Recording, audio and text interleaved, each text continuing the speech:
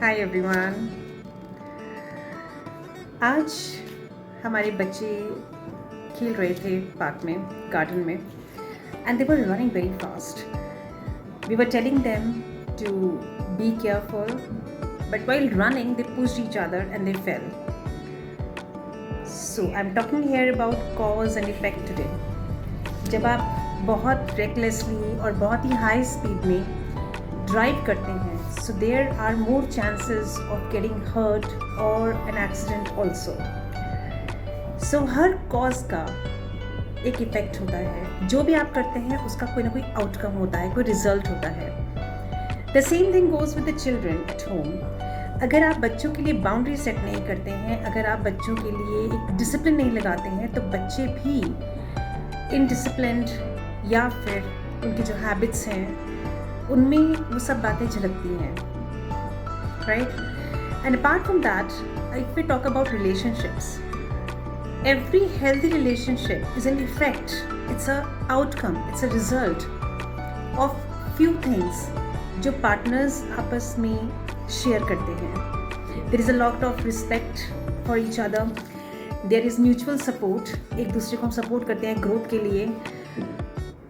जो spouses हैं या partners हैं या parents हैं, बच्चे हैं, उनके efforts होते हैं एक दूसरे के लिए.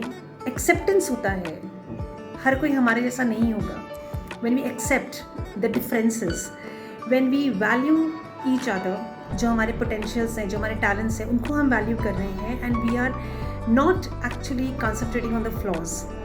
It builds very healthy relationships. भले वो parents हैं, भले वो partners हैं, भले वो teacher student हैं, या कोई भी social relationship है, friends हैं, उनमें भी अगर आप बहुत ज़्यादा पॉजिटिविटी लेके चलते हैं, हेल्दी बाउंड्रीज सेट करते हैं और एक दूसरे की बाउंड्रीज को एक्सेप्ट भी करते हैं, that leads to healthy and very good relationships which go on for long period of time. And on the other part, अगर हम देखें जहाँ पर भी लैक ऑफ रिस्पेक्ट है, जहाँ पे भी हम ट्रस्ट नहीं कर सकते हैं दूसरे के ऊपर, या हम कंट्रोल करते हैं, इवन पेरेंट्स अगर बच्चे को कंट्रोल करें तो बच्चे भी कभी कभी हाथ से निकल जाते हैं. एज वी से कि आप जितना स्प्रिंग को दबाएंगे उतनी ज़ोर से स्प्रिंग जो है इट स्प्रंग्स आउट, राइट? उसका जो प्रेशर है वो बढ़ जाता है.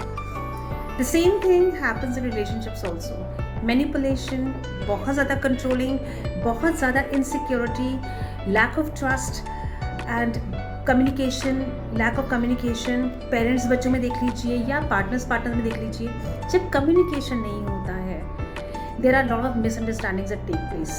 That also leads to an insecurity about the other person, कि वो क्या कर रहा है, क्या नहीं कर रहा है, and obviously it leads to lack of trust. So in everything, in every aspect of life, there is always an effect to an action. There is always a reaction to an action. तो आप ये ध्यान रखेंगे, हम लोग ये ध्यान रखेंगे कि हमारे जो एक्शंस हैं वो ऐसे हों कि जिनका आउटकम या जिनका रिजल्ट पॉजिटिव हो, राइट? मैं यहाँ पे एक एग्जांपल देती हूँ. एक बच्चे का, एक बच्चा है जिसको आपने खाना दिया, उसको खाना नहीं खाना, लेकिन वो खाने को फेंक रहा है, and you are just telling him to stop stop stop stop, लेकिन वो नहीं रुकता है. लेकिन अगर आप जब वो खाना फेंकना शुरू करता है तभी आप उसके आगे से थाली हटा लें, उसका वो बोल हटा लें, तो ही विल अंडरस्टैंड कि अगर मैं वेस्ट करूँगा तो मुझे नहीं मिलने वाला है, मुझसे वो चीज़ ले ली जाएगी. He will start valuing what is provided to him.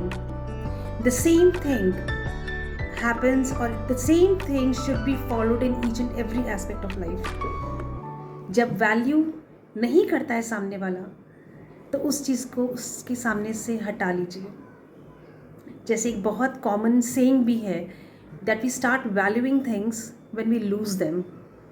But अगर आप छोटे छोटे एग्जाम्पल्स, छोटी छोटी बातों में ही वो वैल्यू समझाना शुरू कर देंगे सामने वाले को, तो शायद वो दूसरे इंसान को या आपको फॉर ग्रांटेड लेना बंद कर दे और वो आपके हर एक्शन को वैल्यू करना सीख जाए.